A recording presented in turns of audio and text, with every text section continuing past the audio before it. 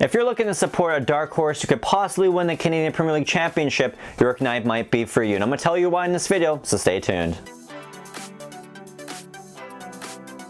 Hey guys, it's Curtis here and you're watching my channel, A.F.C. Curtis, your home for all things Canadian Premier League content right here on YouTube, so definitely hit that red subscribe button if you want to see more content. So for all the new fans out there and all the returning fans coming back to the CPL this year, this video is part of a video series. I'm going to have a playlist throughout this video linked as well as in the description below. Just kind of breaking down everything you need to know about each individual club of the 8 clubs in the Canadian Premier League, maybe even for the new fans why you should support this club. And in this week's video we're going to talk about York 9, so let's get things started. So if you like a dark horse club, if you like a club that is always good but then also sometimes is always bad, and you kind of have those highs and lows of a club, I think York 9 might be a team for you. Plus their talent is pretty much out of this world. Get it? Because their whole thing is they got UFOs and stuff, and their mascot that unfortunately RIP Yorkie, who passed this past off season, is an alien or a future person or something. Anyway, back to the thing.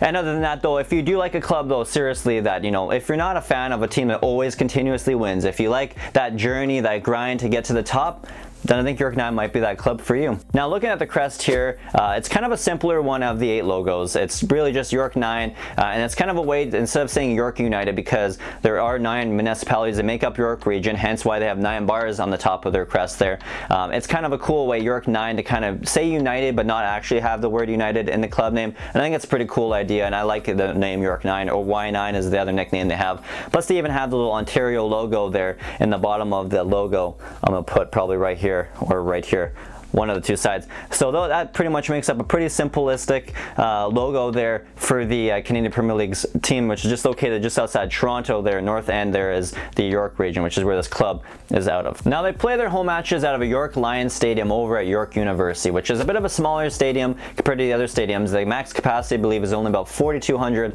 people in that, but it can expand. Now they do, I will put it out there for the new fans though, they do kind of attract a bit smaller crowds than other crowds in the CPL. They had the lowest average attendance last year, but that's also because they're in a real tough fight right now. I mean, they're close to Toronto. They got the spillover of media. There's a lot of media out there covering all the other sports teams that come out of the city of Toronto there in Southern Ontario. You got the Marlies, the Maple Leafs in hockey. You got the Blue Jays, the Argonauts, because I guess people talk about them.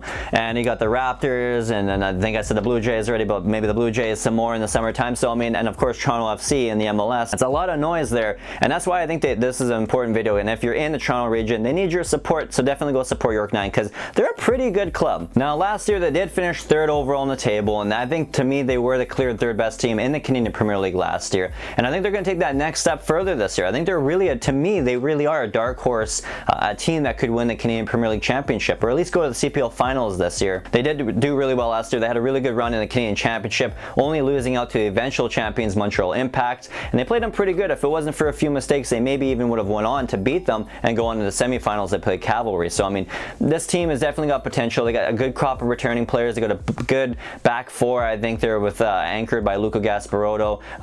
They got Thompson there. They also got great fullbacks there in Abzi and Maury Donor. Maury Donor, by the way, I did a great interview with him. I'll have a link for it in the description as well as up here in the cards. Definitely go check him out. He's got one of the best stories of any Canadian Premier League player right now in the league. So definitely go check out that interview.